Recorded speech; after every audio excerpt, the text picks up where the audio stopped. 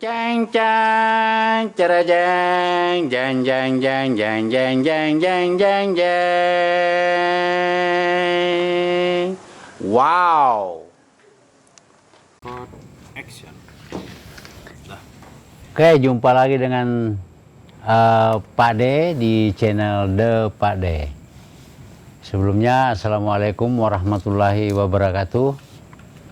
Sahabat The Pak De, senang berjumpa kembali dalam acara podcast The Pak De.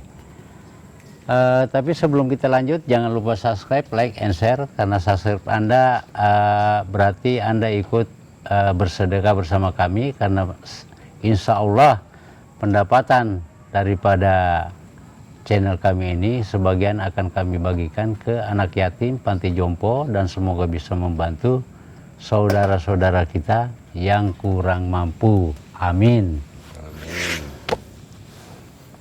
Malam ini kita kedatangan seorang sahabat Pak Denny, seorang boleh dibilang insinyur dalam bangunan. Nah, kontraktor bangun apa aja. Kuli bangunan Pak De. Ya, suka merendah ini, udah nih. Ya, nggak mungkin itu kenyataannya Pak De. Kuli kita. Terima kasih banyak udah mau hadir. Semoga bincang-bincang kita nanti ini akan menjadi berkah. Ada pelajaran-pelajaran buat sahabat The Pak De. Boleh diceritakan awal udah itu datang ke Jakarta, awalnya gimana nih? Karena kita sama-sama perantau nih, nih. Oh, gitu ya. Ke Jakarta itu saya menetap di Jakarta itu awalnya memang mau melanjutkan kuliah dulu awalnya. Iya. Tadinya kan di daerah ya, selesai beberapa tahun proyek kita lanjut ke Jakarta sambil kerja. Itu awalnya. Gitu. Terus. Ya, berlanjut kuliah ya sudah akhirnya kerja di Jakarta. Ya mengerjakan proyek ya, tapi juga ada yang keluar Jakarta juga. Oh gitu. Paling jauh di Cirebon kalau saya. Cirebon ya. Itu yang menetap ya, Cirebon, Cilegon, paling dekat-dekat situ. Tapi kalau yang mobile mungkin ada proyek-proyek yang keluar juga sampai Merauke sana ada. Oh berarti udah ini kuliah dulu di kampung, Kuliah di Padang. terus melanjutkan kuliah di Jakarta. Betul. Setelah selesai ada kerjaan, ya istilahnya ada proyek. Juga, oh sambil kuliah kerja. Iya. Oh kuliahnya iya. malam kalau yang nyambung Jakarta. Oh kuliah malam, tapi siangnya bekerja. Yang bekerja. Iya.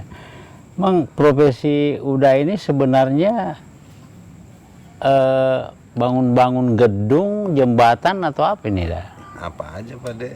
Apa yang ada orang mau bangun ya kita bangunin gitu. Oh gitu. Kita bangun lah, gitu. Perumahan. Ya, perumahan ada. Ada ya. Ada. Banyak ya gedung ada. Pernah di pelabuhan juga, jalan pernah. Pabrik juga. Oh gitu. Power plant, pembangkit listrik itu pernah.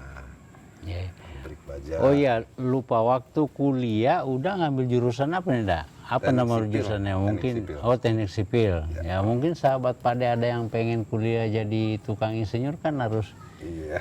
dia harus Dulu insinyur ya Pak De. Sekarang kan udah jadi ST, sarjana teknik.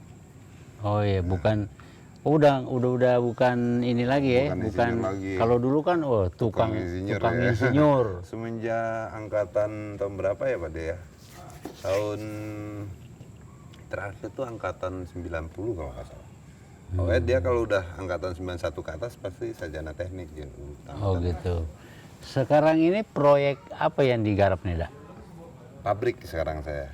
Pabrik boleh diceritain? Kalau sekarang sih biasa aja sebenarnya sih proyeknya Pak De. Ya pabrik di daerah Cikarang sana. Ya baru mulai ya karena memang kemarin tuh sempat stuck saya 3 bulan lah nggak ada proyek itu slow down semua jadi kita standby. Terus kebetulan ada proyek baru nih kita baru mulai. Oh gitu. Cikarang. Sekarang masih tahap ya pemancangan lah pondasi. Kebetulan pondasinya pakai tiang pancang. Kalau orang biasa, orang awam ngomong paku bumi gitu Pak De. Ya aja. itu pemasangan paku bumi supaya apa itu dah? Tolong diceritakan ke sahabat Pak De mungkin Ya, pengen tahu tuh. supaya pondasi itu kan bangunan yang bagian bangunan yang menopang bangunan supaya kuat. Ibaratnya biar nggak ambles gitu Pak De. Bangunan kita taruh di tanah aja kan ambles, goyang atau apa semua kan megangnya di pondasi. Oh gitu, tapi kan di paku tuh udah sering Ya lihat supaya tuh. dapat kekuatan yang direncanakan itu, misalnya rencananya satu titik bebannya 90 ton. Kalau tanah di atas kan nggak kuat, paling tahannya cuman 1 meter persegi 1 ton gitu kan. Heeh. Nah, ya harus kita paku ke bawah kan. Berapa kedalaman paku itu dah? Ya kalau itu sih relatif tergantung perencanaannya. Oh gitu. Ya kalau di daerah Cikarang sana rata-rata sekitar 25 meter. Itu bisa satu titik itu dia nahan ya sekitar 80 tonan, 90 ton gitu. Oh gitu ya. Iya. Nah kalau dulu kan tuh waktu kecil tuh dah Iya, iya, iya. Dulu waktu kecil kan tuh suka ditakut-takutin tuh sama orang tua, ya kan, katanya, "Wih, lu jangan main jauh-jauh, ntar kepala lu dipotong dimasukin ke jembatan itu buat ininya apa bener nggak sih itu dah?" Kalau itu. Ya kita harus Ya, kalau jelasin itu ke sih saudara Pak De nih, mitos lah, sahabat mitos Pak De. lah. Selama saya mungkin sekitar 20 tahun di proyek ya. Belum ada. Kalau enggak ya udah masuk penjara kan Oh gitu. Tapi kalau kepala kebo itu kan ada juga tuh. Kepala kebo itu ada. Itu biasanya kalau syukuran, potong kebo, nanti ditaruh tangannya di situ. Itu kan sebagian orang ada masih percaya. Oh gitu. Ya, kalau saya sendiri belum. Tapi dengar dari cerita teman, oh di perusahaan dia ada begitu, ada. Oh gitu. Cuman yang saya sendiri sih belum. Kalau kita sih sesuai syariat aja. Tapi kalau udah sendiri enggak ya? Enggak, kalau kita misalnya situasinya agak panas nih gini kan, kadang-kadang ada orang cerita gini. Ya nanti biar adem ya kita bareng-bareng, kita panggil ustadz, kita makan bareng, kita berdoa. Biasanya ustadz nyaranin apa nih? Oh, keadaan pengajian sekali seminggu. Ya setiap Jumat kita pengajian. Ya, gitu. tapi insya Allah berkah yang begitu Iya, dah ya. paling gitu aja kita. Kalau potong pala orang nggak berani kita. Sekalian ya kalau itu sih emang nggak masuk akal lah Itu ya. nakut-nakutin aja tuh. Biar orang tua kita nggak main jauh-jauh. Karena daerah proyek itu kan mungkin orang tua kita dulu udah pinter lah Pak De. Kalau sekarang kan orang udah safety, belajar safety kemana-mana ya. Safety. Padahal orang kita dari dulu udah tahu masalah safety kan, supaya anak proyek kan daerah berbahaya. Banyak yang barang bisa jatuh, barang yang bisa nusuk, ada yang galian dalam bisa jatuh, kan gitu, licin atau tertimpa benda-benda berat. Berarti kan bahaya, anak-anak kan nggak boleh ke situ. Nah, itu berarti orang tua kita udah mantap dari dulu, udah tahu safety. Gitu. Ya orang tua sih caranya aja kali ya. Bentar Pak ya. Nggak apa-apa, diangkat aja dah. Kita ngobrol-ngobrol santai aja nih. Ya. Ya kan? Ya.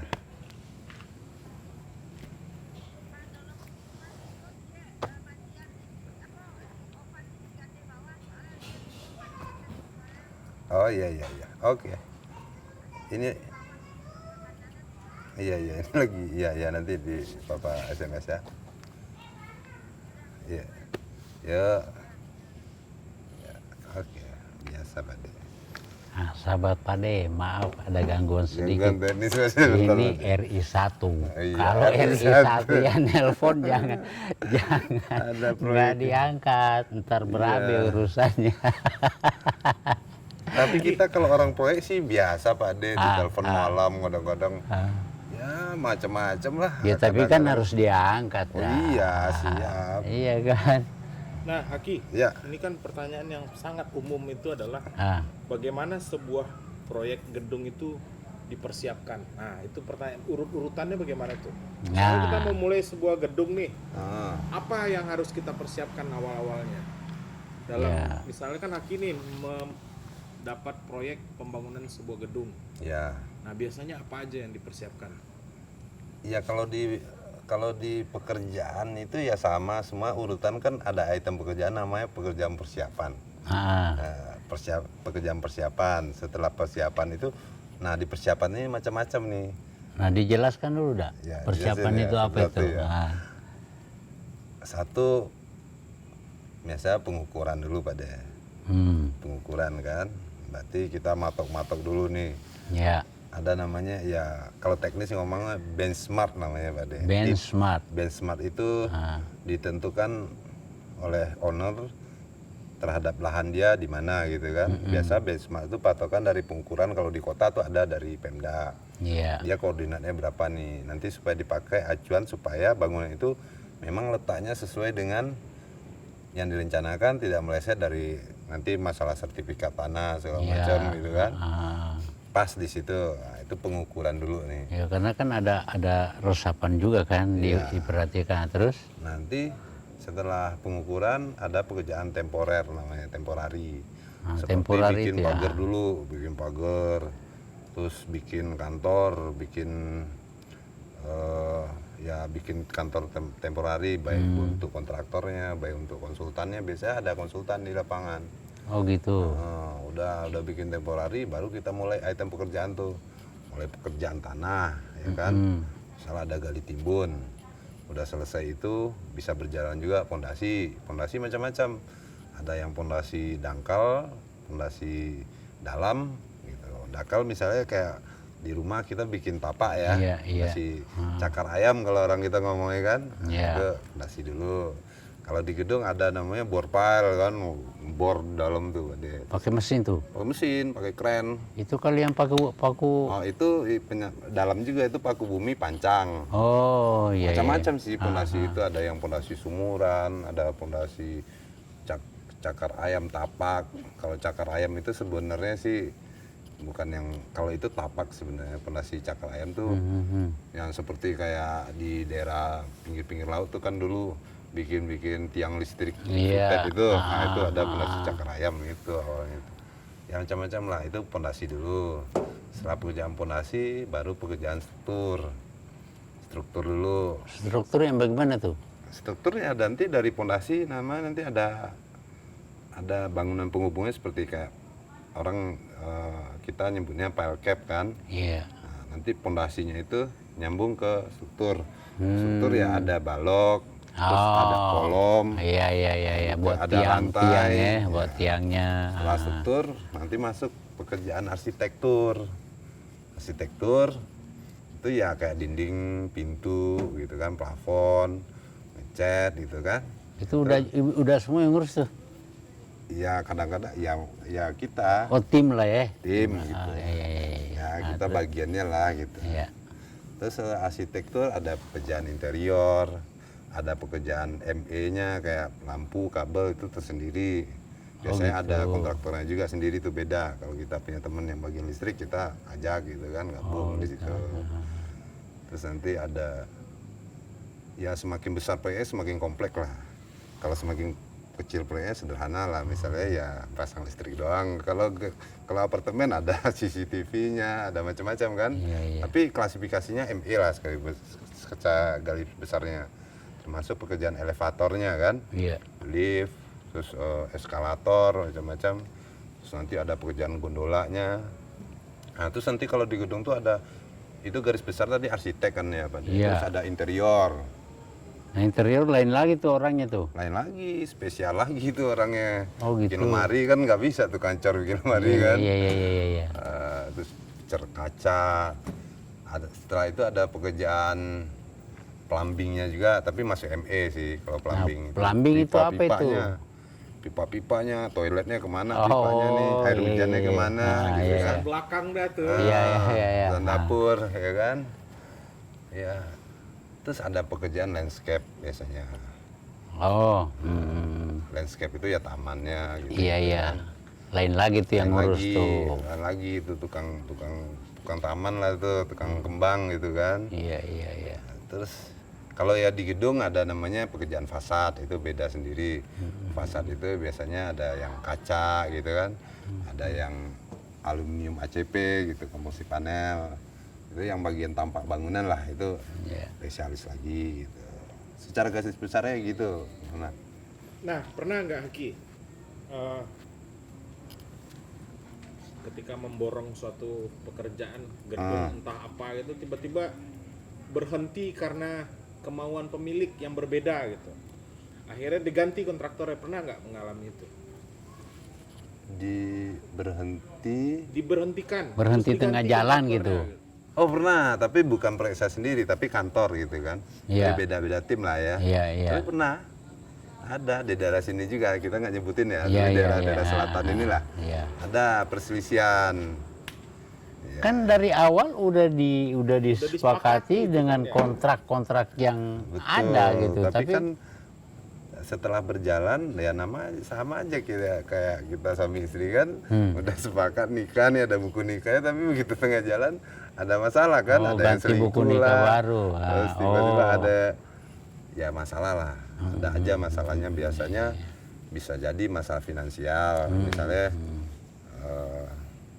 kontraktornya ternyata nggak punya modal gitu kan. Oh gitu. Terus dia nggak bisa bayar, nggak bisa jalan, sementara uang DP-nya udah habis nih, tapi buat nerusinnya nggak punya duit gitu kan. Gitu. Terus sementara tagihannya belum jatuh tempo gitu kan. Nah kan semua dari awal udah dihitung, kok bisa meleset? Lah ya itu macam-macam lah penyebabnya Pak De. Mungkin kontraktornya itu kan macam-macam tadi, bukan itu salah satunya lah. Bisa jadi kontraktornya punya proyek lain ternyata kan, yang lebih profit. Ternyata duitnya tadi rencana buat sini dipakai di sono gitu kan. Oh iya, dia pakai nutupin proyek yang lain. Ternyata di sana telat. Atau ownernya juga tadinya duitnya buat sini, sana nih terlambat buat bayar ini. Kontraktornya juga nggak ada backupan dana. Akhirnya bubar. Kurang lebih seperti itulah yang di sana terjadi. Oh gitu ya. Akhirnya nanti ternyata ya masing-masing punya argumen lah. Oh salah lu, kalau sini salah lu gitu kan.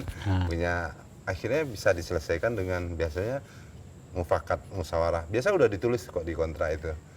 Kalau ada masalah kita selesaiin dengan mufakat dulu gitu. Kalau nggak bisa dengan mufakat ya secara hukum. Tapi kalau di bangunan itu udah ada peraturannya. Ada badan arbitrase namanya. Arbitrase. Arbitrase itu ditunjuk lah, misalnya asosiasi atau apa yang sama-sama dipercaya kedua belah pihak untuk menengahi perselisihan ini, sehingga nanti ditemukanlah jalan keluarnya bersama yang sama-sama, yang tidak saling merugikan lah gitu. Kira-kira seperti itu. Pokoknya lu enak, gue enak. Iya, tapi ada juga yang ujung-ujung ribut juga ada, yang sampai bawa kolektor juga ada Pak De. Oh gitu? Ya ada kayak gitu. Tapi alhamdulillah sama saya proyek saya sih belum lah. Ya alhamdulillah deh. Kita ya lancar-lancar aja. Jang jang cara jang jang jang jang jang jang jang jang jang jang. Wow.